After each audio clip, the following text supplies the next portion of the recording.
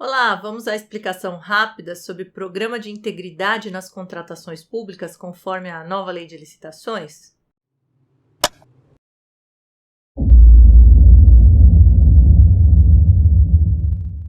A nova Lei de Licitações, seguindo justamente as determinações e orientações, se articulando com a Lei Anticorrupção Empresarial, trouxe também tanto exigências em caráter obrigatório, quanto também estímulos à adoção de programas de integridade nas contratações públicas, algo que alguns entes federativos já tinham feito com uma certa antecedência e agora tem que se adequar às determinações da Lei 14.133 de 2021. Então, o que seria esse programa de integridade? É um conjunto de medidas, um conjunto de medidas previstas em que você tem procedimentos internos de integridade, de auditoria, incentivo à denúncia de irregularidades, adoção efetiva de um código de ética e conduta dentro da organização como medidas aptas a prevenir as hipóteses de corrupção.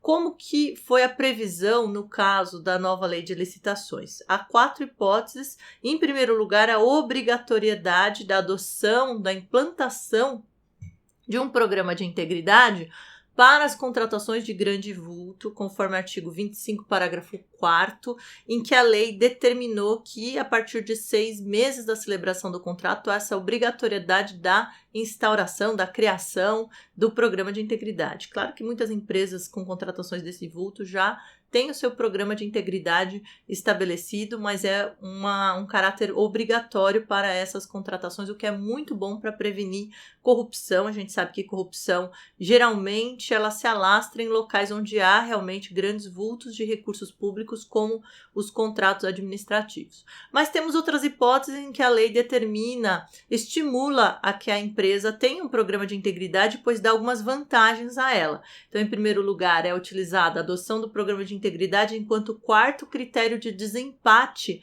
quando da licitação. Então, conforme o artigo 60, nós temos 4 critérios. Em primeiro lugar, se houver um empate, a questão da disputa final, que é muito justo, porque você vai ampliando a disputa, como regra geral.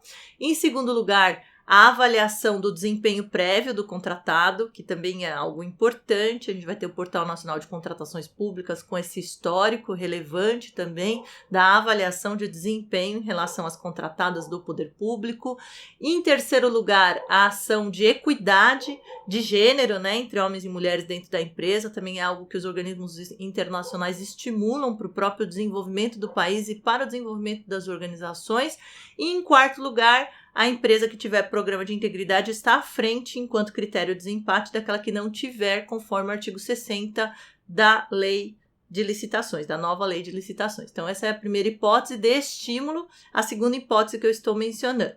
A terceira hipótese também é muito interessante porque ela pode gerar uma corrida aos programas de integridade daquelas empresas que permanentemente contratam com o poder público ou que desejam contratar, que seria justamente a mitigação das sanções contratuais aplicadas. Então, uma hipótese muito rica, que é a hipótese do artigo 156, parágrafo 1º da Lei 14.133, que determina justamente que a empresa que implantar e aperfeiçoar o programa de integridade, ela também vai ter esse fato considerado na mitigação das sanções contratuais aplicadas. Então, um estímulo para aquelas que adotam o programa de integridade. E, por fim, para aplicação de sanções em que há necessidade de reabilitação, nas seguintes hipóteses, são 2 hipóteses previstas no artigo 163 da lei, que seria a apresentação de documentação falsa ou se a empresa incorrer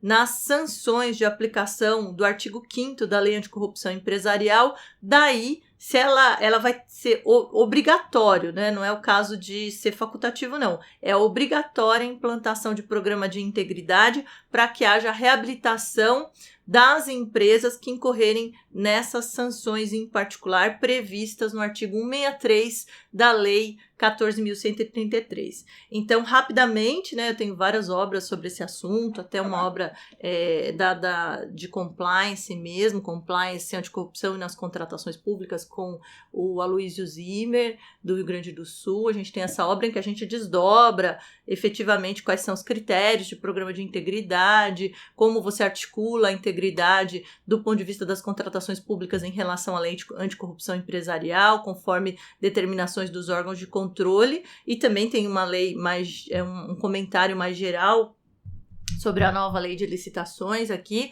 em que eu listo todas essas hipóteses aí que são muito transformadoras em relação a essa perspectiva positiva da exigência da adoção de programa de integridade nas contratações públicas conforme a lei 14.133. Então essa é a explicação rápida sobre esse tema tão rico do programa de integridade e das contratações públicas.